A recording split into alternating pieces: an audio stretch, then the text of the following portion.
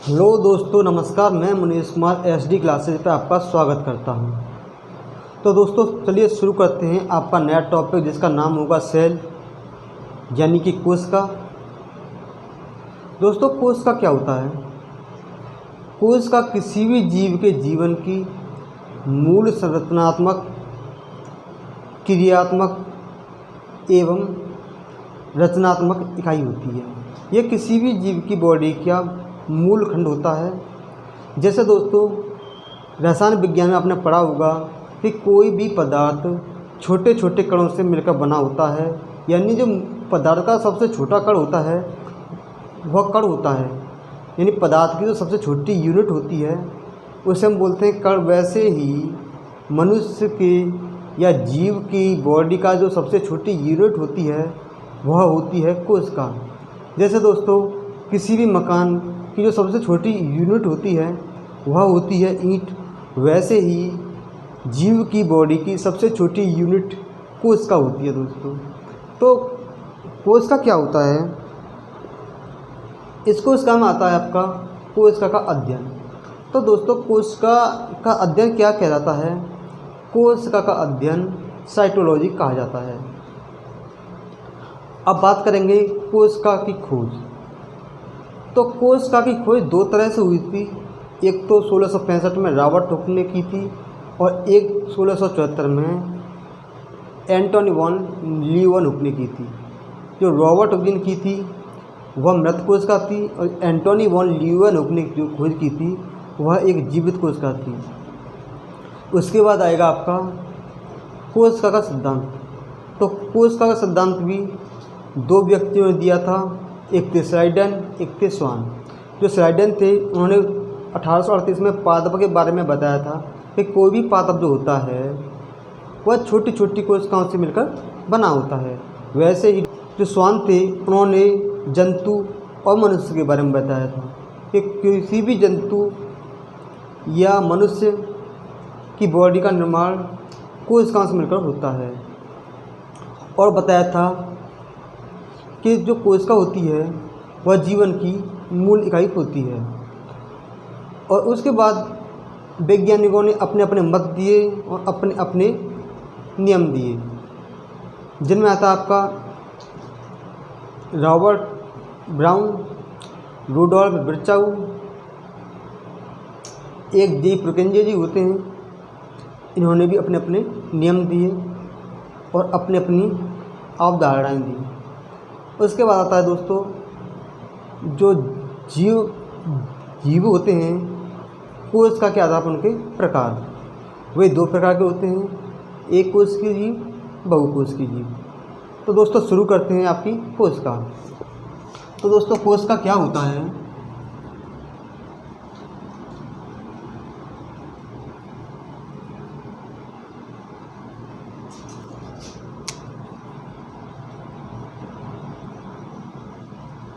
किसी भी जीव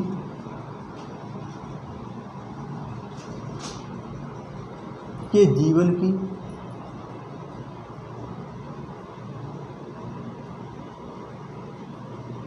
मूल संरचनात्मक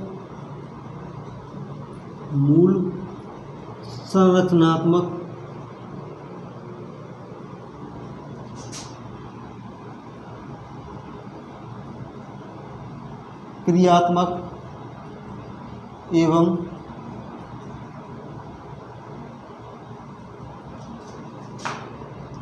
रचनात्मक इकाई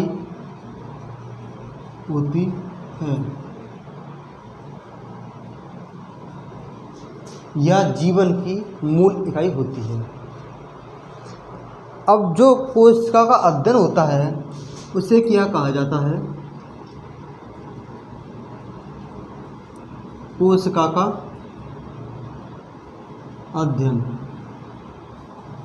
तो कोशिका का अध्ययन को हम साइटोलॉजी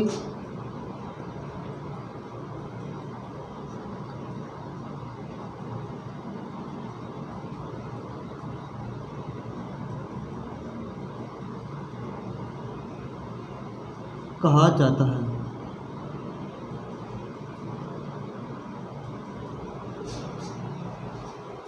कोशिका के अध्ययन को साइटोलॉजी कहते हैं। कोशिका क्या होता है? किसी भी जीवन की मूल रचनात्मक, संरचनात्मक एवं क्रियात्मक इकाई होती है। यह किसी भी शरीर की मूल खंड होता है या क्रियाखंड होता है। ये छोटी छोटी कोशिकाओं से मिलकर ही किसी भी जीव की बॉडी का निर्माण होता है। जैसे मकान की जो स्ट्रक्चर तैयार होता है वह ईंटों से मिलकर होता है, वैसे ही किसी भी जीव की बॉडी का स्ट्रक्चर जो तैयार होता है वह कोशिकाओं से होता है। अब जो कोशिका होती है उसकी खोज होती है, तो कोशिका की खोज दो प्रकार से होती है।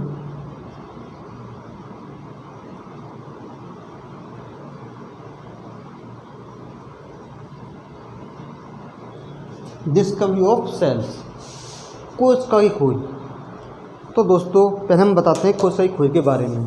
जो कोशिका थी उसकी खोज दो प्रकार से होती है। एक होती है जीवित कोशिका, एक होती है मृत कोशिका।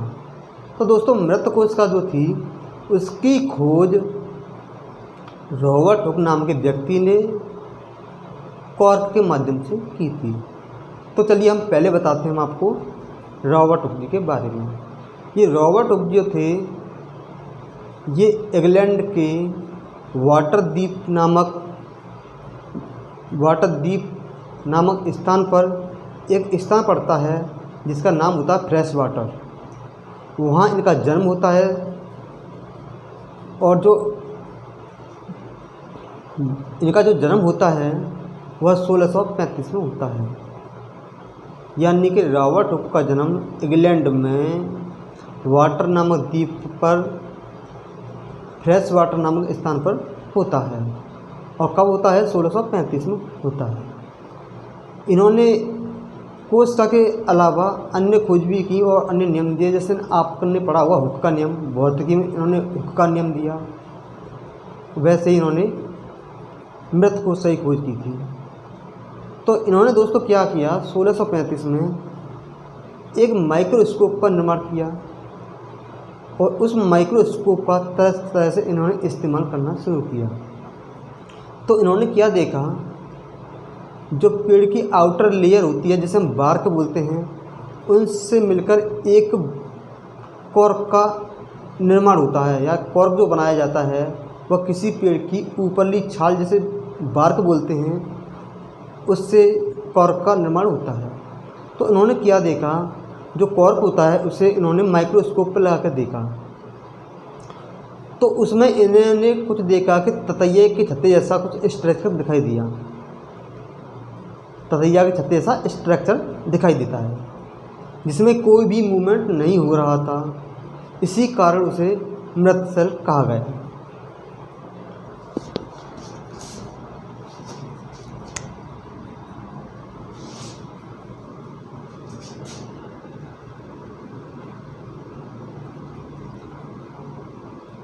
तो दोस्तों मृत कोशिका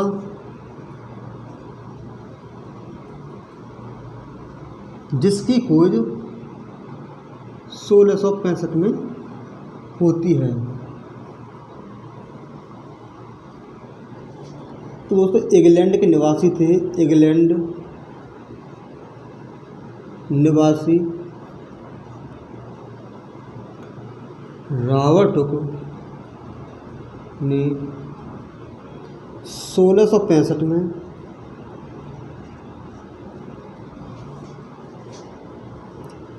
कॉर्क के माध्यम से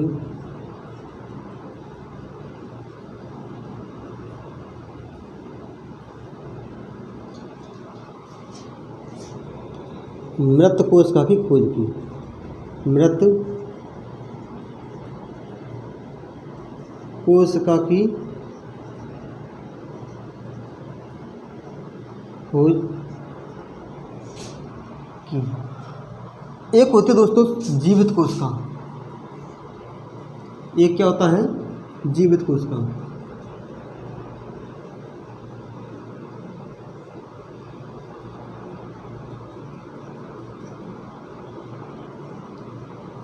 (1674)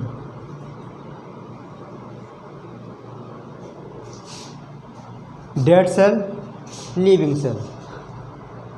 तो जो लिविंग सेल यानी जीवित कोशिका थी इसकी खोज 1674 में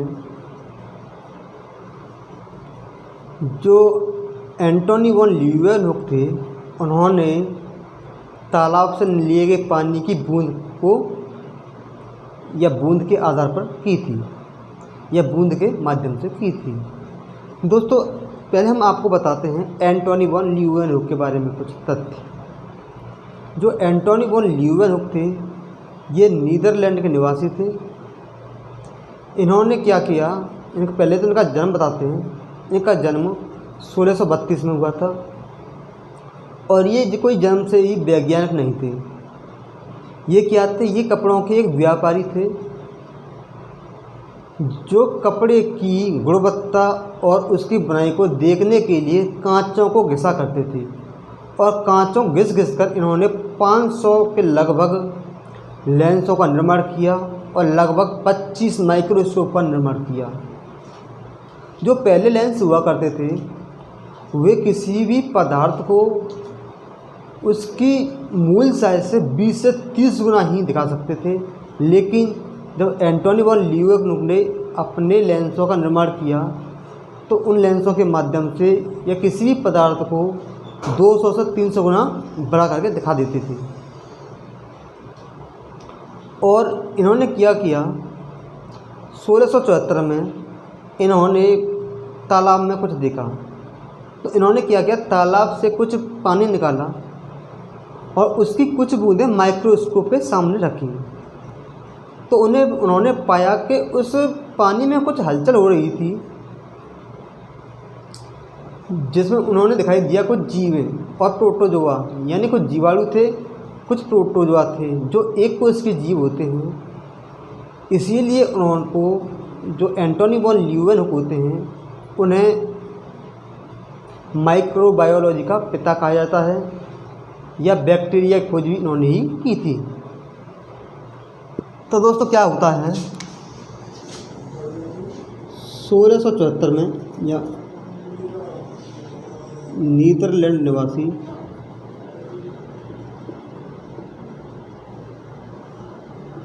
एंटोनी वॉन ल्यूवेनहुक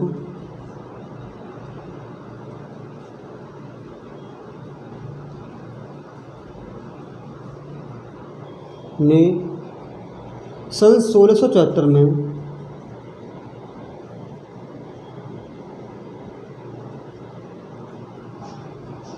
तालाब के पानी के माध्यम से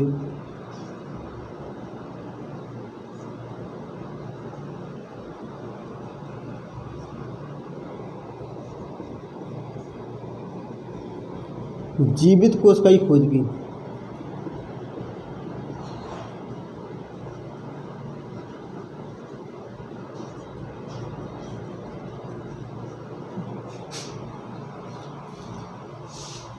और इसके अलावा इन्होंने अन्य खोजें भी की।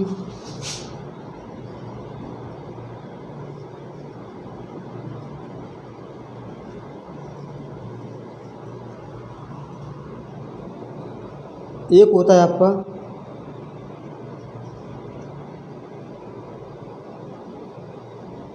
मनुष्य एवं पादपों में, मनुष्यों एवं जंतुओं में।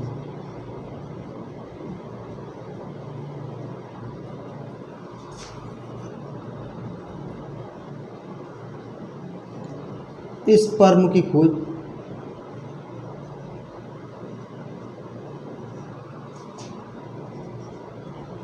ऊतक में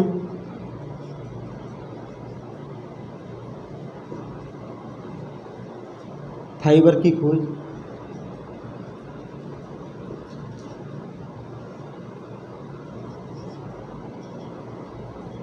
दांत के मेल में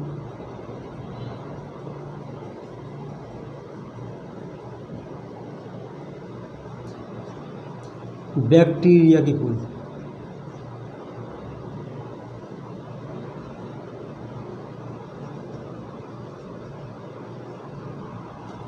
दोस्तों, इनके दांत तो क्या थे, पीले पड़ रहे थे, जो गंदगी थी, तो इन्होंने वहाँ माइक्रोस्कोप लगाया और उस माइक्रोस्कोप में देखा उन्होंने इस पर कुछ बैक्टीरिया थे जो कुछ मूवमेंट कर रहे थे।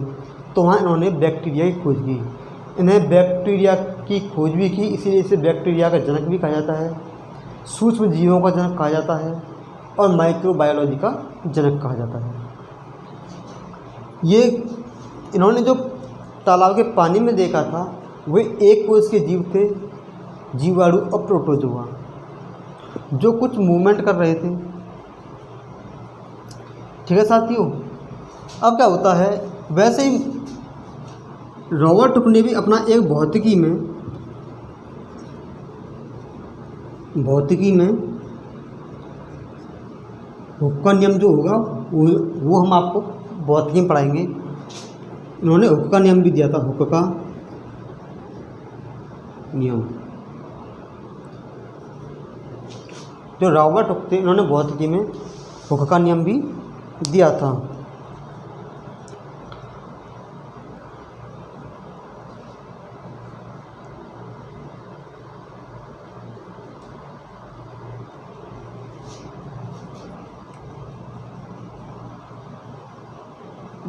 तो इन्होंने क्या किया था, भौतिकी में हुक का नियम भी दिया था।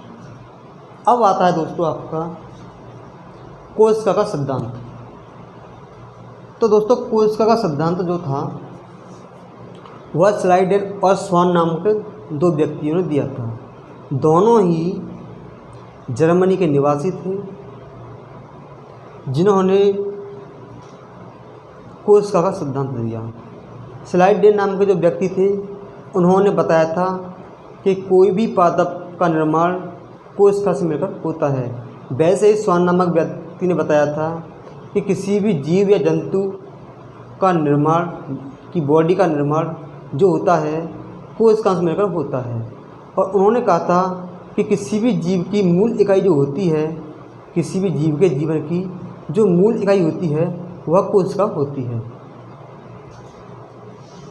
तो अब बताएंगे हम आपको दोस्तों कोशिका का सिद्धांत। यहाँ तक आपकी समझ में आ गया होगा। चलिए अब बताते हैं हम कोशिका का सिद्धांत।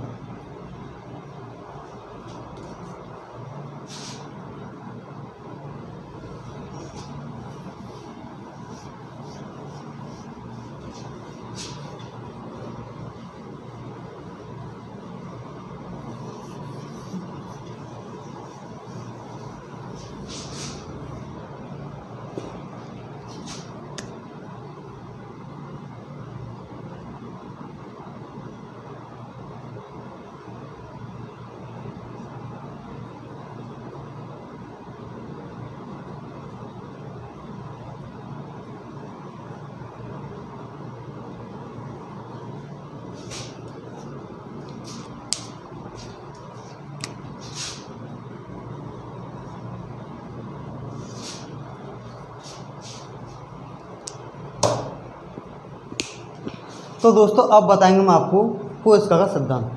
तो कोशिका का सिद्धांत स्लाइडेन और स्वान ने दिया था। इसने स्लाइडेन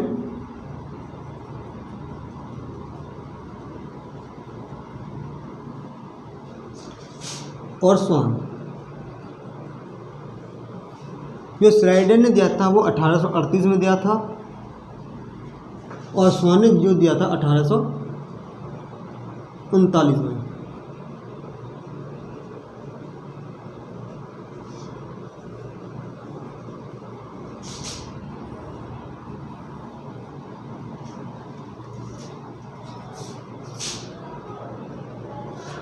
ये दोनों ही जर्मनी के निवासी थे।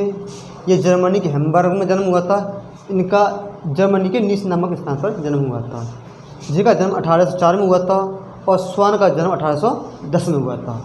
यानी जो स्लाइडेन थे ये जर्मनी के हैम्बर्ग नामक स्थान पर इनका जन्म हुआ था 1804 में, और जो स्वान होते हैं इनका 1810 में जर्मनी के सेन नामक स्थान पर होता है। तो इन्होंने क्या कहा,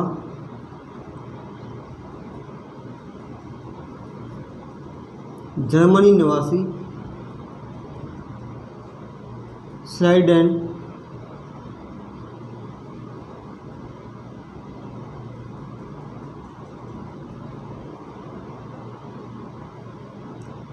नामक व्यक्ति ने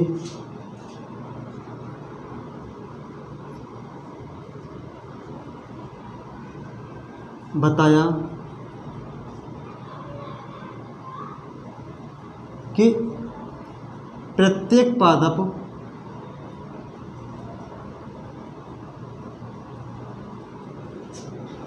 का निर्माण कोशिका से मिलकर होता है।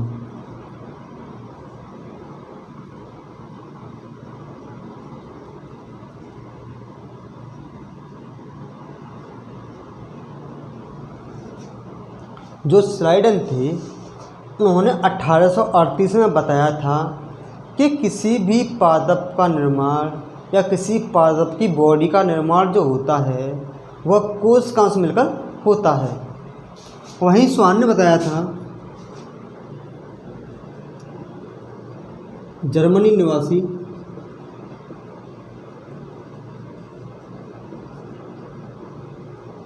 स्वान ने बताया कि किसी भी जंतु या मनुष्य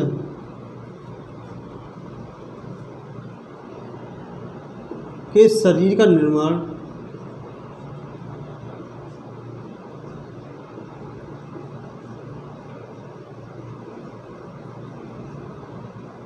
कोशिका से मिलकर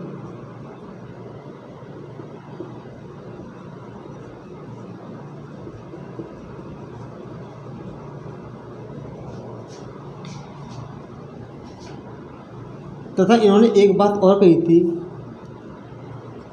कोशिका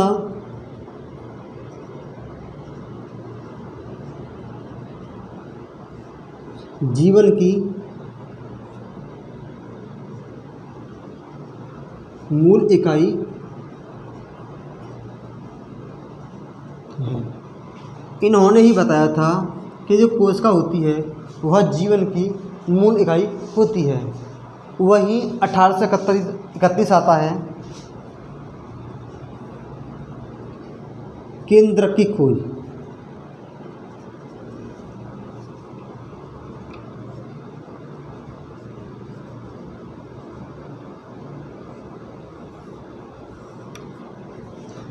तो 1831 में जर्मनी के निवासी रॉबर्ट ब्राउन, जिन्होंने कोशिका में केंद्र को देखा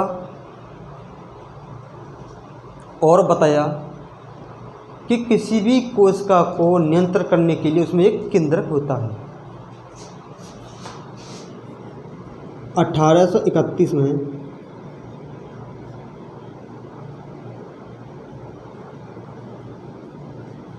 रॉबर्ट ब्राउन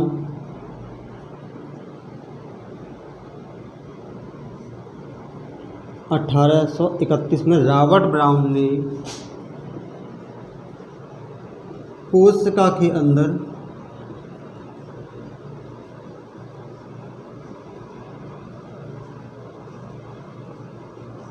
एक केंद्र की खोज की।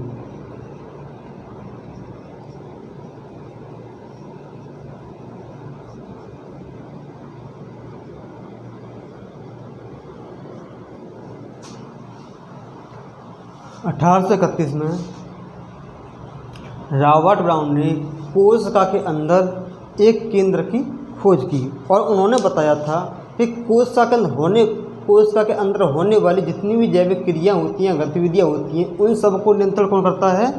केंद्र करता है। उसके बाद आते हैं 1855, जहाँ क्या होता है, रुडोल्फ विर्चाउ आते हैं। रुडोल्फ विर्चाउ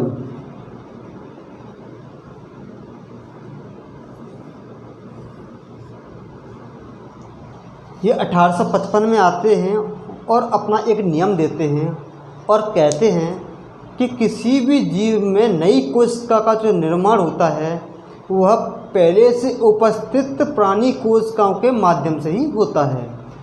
यानी कि नई कोशिका का निर्माण पहले से उपस्थित नई प्राणी कोशिका से ही होता है। तो उन्होंने 1855 में बताया था, 1855 में रुडोल्फ विर्चाऊ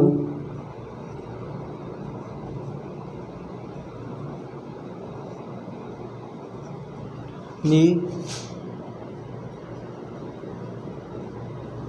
बताया कि किसी भी जीव में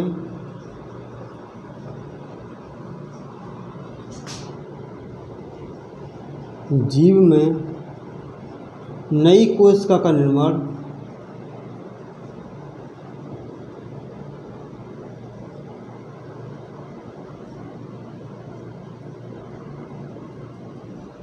पहले से उपस्थित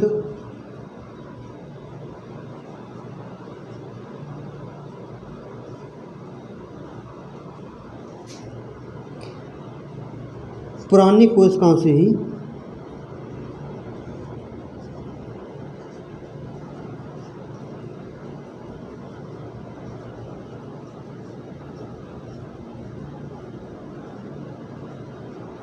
होता है।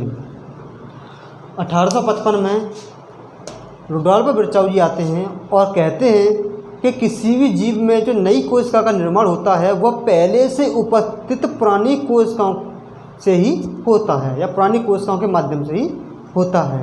अब क्या होता है, 1839 में आते हैं जे.ई. पुरकिंजे जो आते हैं वो 1839 में आते हैं और कहते हैं कि उन्होंने देखा कि कोशिका के अंदर कुछ तरल पदार्थ पाया जाता है जिसको उन्होंने प्रोटोप्लाज्म नाम का शब्द दिया। ठीक है दोस्तों, यह कोशिका के द्रव्य नाम दिया। उन्होंने अन्य खोज भी की, जैसे फिंगरप्रिंट पर तरह तरह के चिन्हों को अंकित किया और उन्होंने फिंगरप्रिंट की खोज की, जहां आज वह फिंगरप्रिंट आपने देखा होगा फॉरेंसिक रिपोर्ट जो आती है उसमें बहुत ही महत्वपूर्ण योगदान होता है।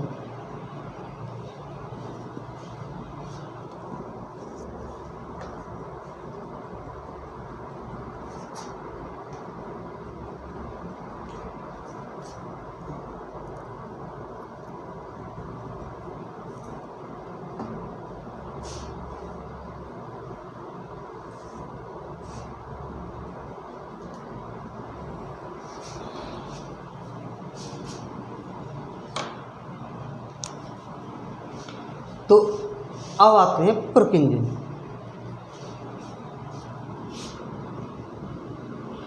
जिनका पूरा नाम होता है जैन इवेलिस्टा पुरकिंजे या जे.ई. पुरकिंजे ही बोल देते हैं, जे.ई. पुरकिंजे।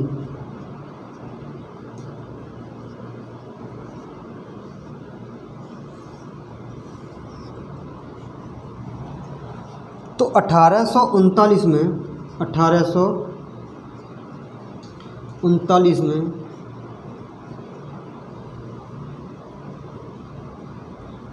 जे.ई. पुरकिंजे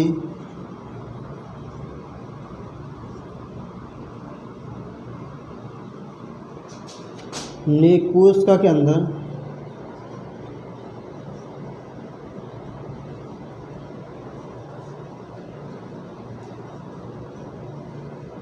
एक तरल पदार्थ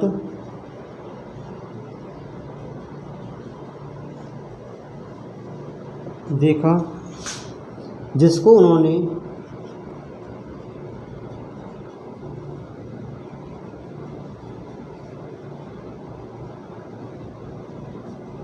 प्रोटोप्लाज्म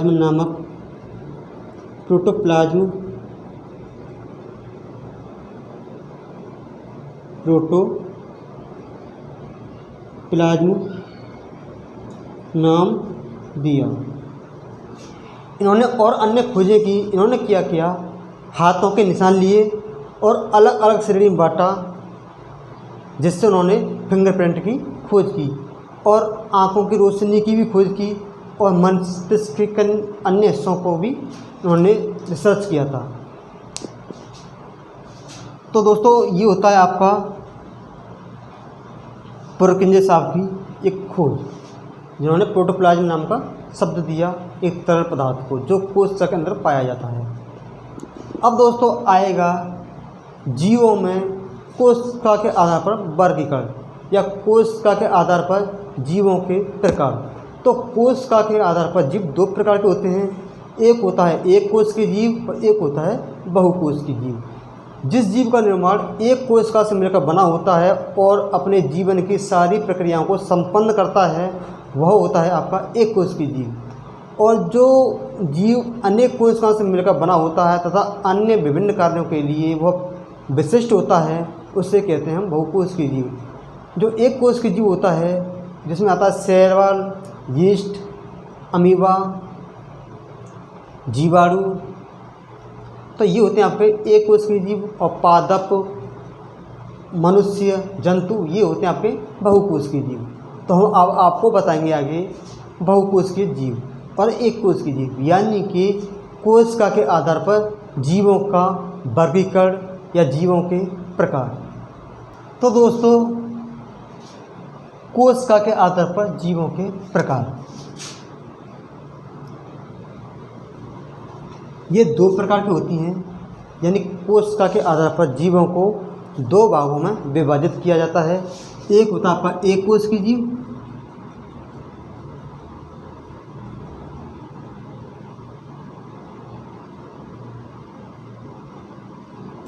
एक होता है आपका बहुकोश के जीव।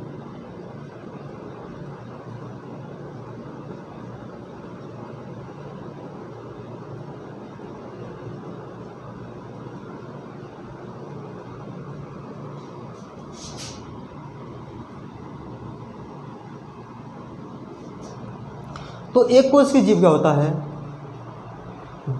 जिस जीव की बॉडी का निर्माण एक कोशिका से मिलकर होता है वह एक कोश की जीव हो गया। और जो अनेक कोशिकाओं से मिलकर बना होता है वह होता है बहुकोश की जीव। तो एक कोश की जीव क्या होता है? ऐसा जीव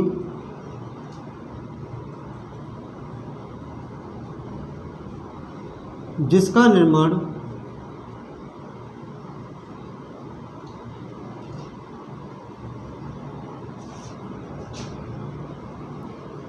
एक कोशिका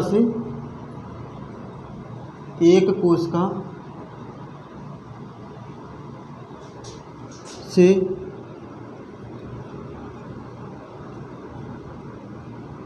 हुआ हो तथा अपने जीवन की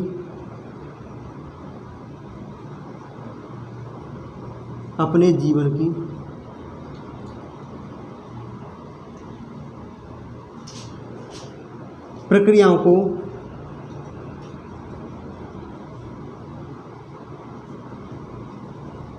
संपन्न करता है।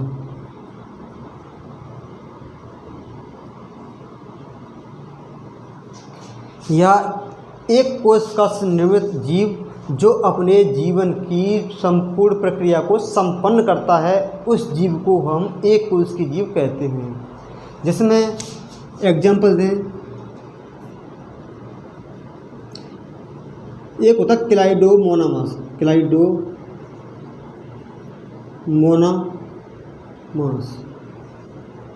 एक होता है आपका यीस्ट, एक होता है अमीबा, एक होता है पैरामीशियम,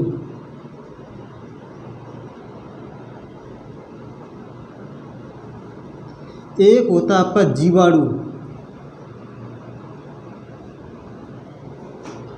तो ये क्या होते हैं आपके एक कोशिकीय जीव, यीस्ट, अमीबा, पैरामीशियम, जीवाणु। और बहुकोश की जीव क्या होता है? ऐसे जीव जिनका निर्माण अनेक कोशिकाओं से होता है तथा भिन्न भिन्न कार्यों के लिए वो विशिष्ट होते हैं। ऐसे जीव जिनका निर्माण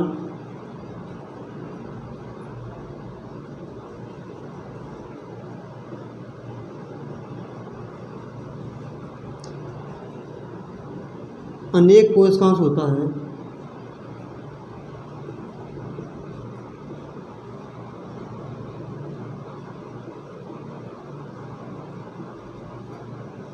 और भिन्न भिन्न कार्यों के लिए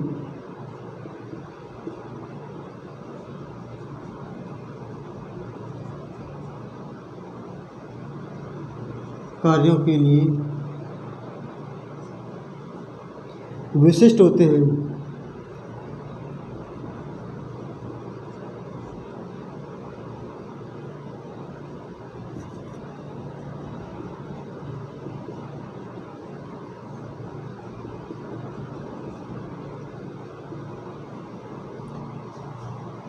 ऐसे जीव जिनका निर्माण अनेक कोशिकाओं से होता है और भिन्न भिन्न कार्यों के लिए वे विशिष्ट होते हैं। ये भिन्न भिन्न कार्यों करते हैं और ये एक कोशिकीय होते हैं और एक तरह के काम को करते हैं। इसका एग्जाम्पल होता है मानव, पादप, जंतु। तो ये होते हैं कोशिका के आधार पर जीवों का प्रकार। तो हम अब आपको बताएंगे कोशिका के बारे में कुछ महत्वपूर्ण तथ्य या फैक्ट अबाउट सेल।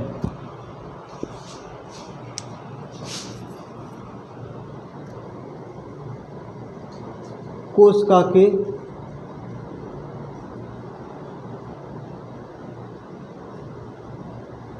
महत्वपूर्ण तथ्य या बोले तो फैक्ट ऑफ सेल। तो दोस्तों कोशिका में जो महत्वपूर्ण तथ्य होते हैं वो कुछ इस प्रकार होते हैं। आपसे पूछा जाएगा सबसे बड़ी कोशिका, सबसे छोटी कोशिका, सबसे लंबी कोशिका, फिर आपको मनुष्य के बारे में भी पूछ लिया जाता है कि मनुष्य की सबसे लंबी कोशिका, मनुष्य की सबसे छोटी कोशिका, मनुष्य की सबसे बड़ी कोशिका, तो हम उनके बारे में आपको बताते हैं। तो दोस्तों अगर आपसे एक पूछा जाता है आपको सबसे लंबी कोशिका, सबसे लंबी कोशिका, ये कोई मनुष्य के अंदर नहीं है, ये जानवरों के अंदर है और ये यूनिवर्सल है। तो सबसे लंबी जो कोशिका होती है वह होती है जिराफ के गर्दन में पाए जाने वाली न्यूरॉन्स तंत्र का तंत्र।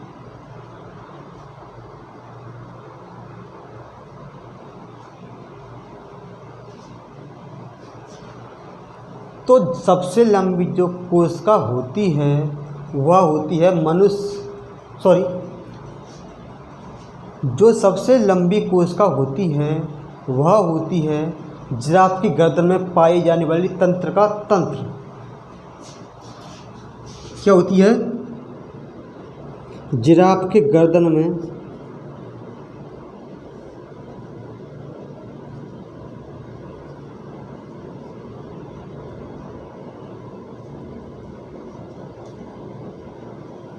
पाई जाने वाली तंत्र का तंत्र।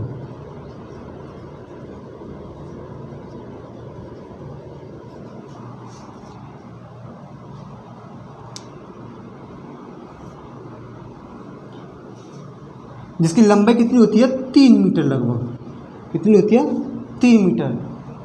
अब आती है आपकी सबसे बड़ी कोशिका। सबसे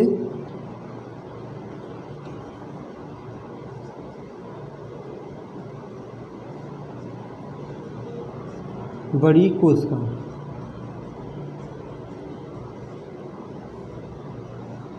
तो जो सबसे बड़ी कोशिका होती है वह होती है शतुरमुर्ग के अंडे की।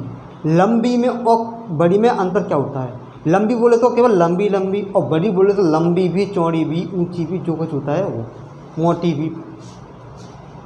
तो सबसे बड़ी जो कोशिका होती है वह होती है शतुरमुर्ग के अंडे की।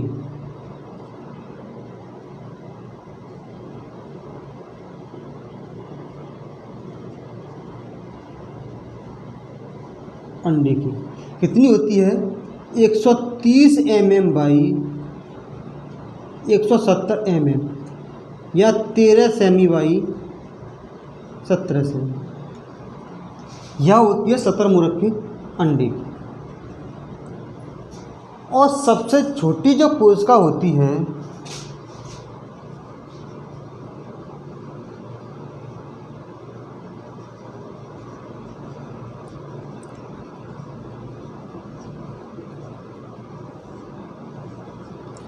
सबसे छोटी कोशिका होती है वह होती है जीवाणु की।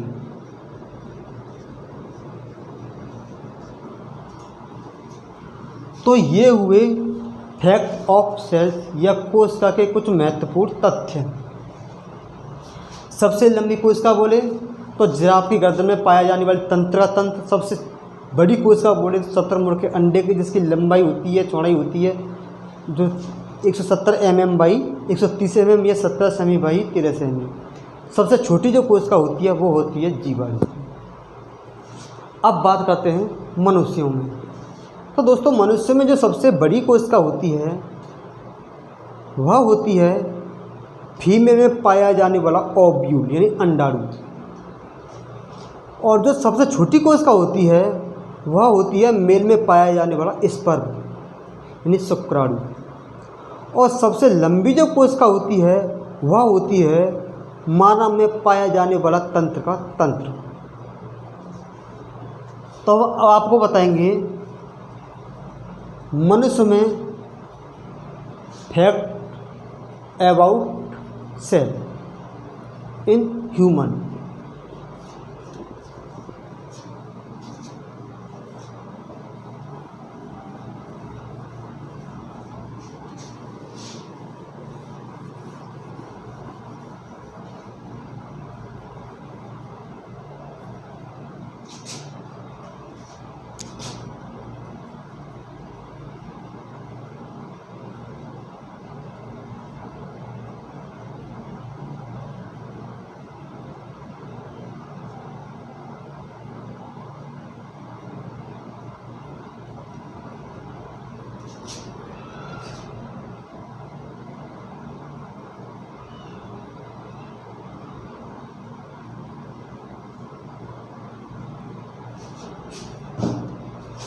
तो अब बताएंगे हम आपको मनुष्य में कोशिका के महत्वपूर्ण तथ्य।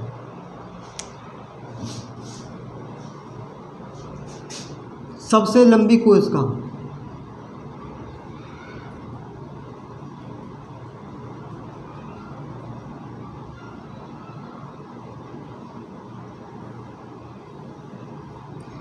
एक होता है सबसे छोटी कोशिका।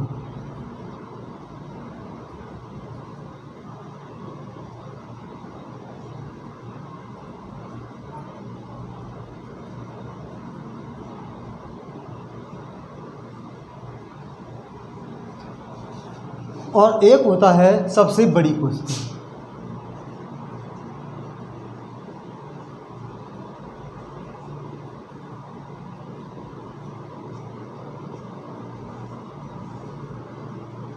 सबसे लंबी कोशिका, सबसे छोटी कोशिका, सबसे बड़ी कोशिका। जो सबसे लंबी कोशिका होती है वह होती है मनुष्य में पाया जाने वाला तंत्र का तंत्र।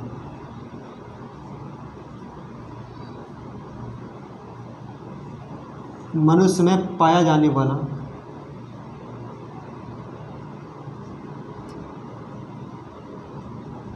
तंत्र का तंत्र। वैसे ही सबसे छोटी जो कोशिका होती है वह होती है मेल में पाया जाने वाला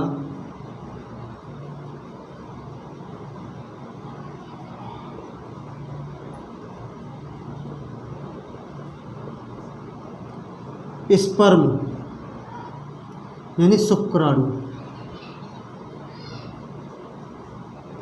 जो मनुष्य के अंदर स्पर्म होता है उसकी कोशिका सबसे छोटी होती है। और वैसे ही एक फीमेल होती है, उसमें एक ओव्यूल बनता है। ओवेरी में एक ओव्यूल बनता है जिसे हम अंडाणु कहते हैं। तो उस अंडाणु की कोशिका जो होती है वह सबसे बड़ी कोशिका होती है। तो सबसे बड़ी कोशिका क्या होती है? फीमेल में पाया जाने वाला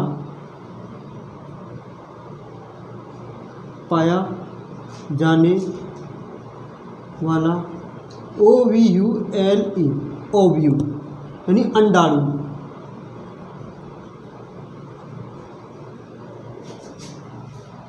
तो फीमेल में पाया जाने वाला ओव्यूल यानी अंडाणु की कोशिका जो होती है वह मनुष्यों में सबसे बड़ी कोशिका होती है, और जो मेल के अंदर स्पर्म पाया जाता है उसकी कोशिका मनुष्यों में सबसे छोटी कोशिका होती है, और मानव में चाहे मेल हो या फीमेल हो उनकी तंत्र की जो कोशिका होती है वह मनुष्यों में सबसे लंबी कोशिका होती है।